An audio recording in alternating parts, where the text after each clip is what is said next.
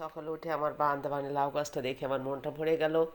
আমি লাউ গাছটা কিসে দিয়েছি আপনারা দেখানোর চেষ্টা করছি। দেখেন এই যে কালো টব বলেন আর বালতি বলেন, এখানে ছোট্ট একটা বেগুনের চারা আছে, ফুল ফুটছে দেখে ভালো কিছু দেখলে আসলেই মনটা ভরে যায়। সকালটাই মনটা ভরে গেল।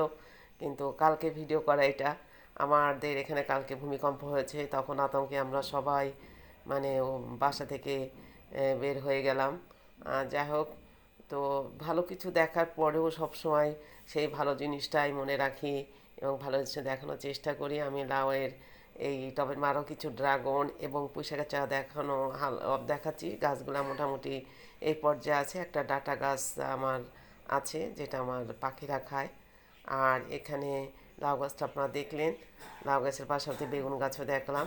এই যে অল্প বাঁধা বাগান, পরবর্তীতে আপনাদের দেখেন, দোয়া করেন যেন বেগুন গাছে ভালো বেগুন হয়।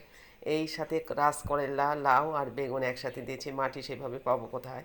ওই যে আবার লাউ গাছটা আস্তে আস্তে আপনার দেখতে থাকেন কত সুন্দর তরতাজা হচ্ছে।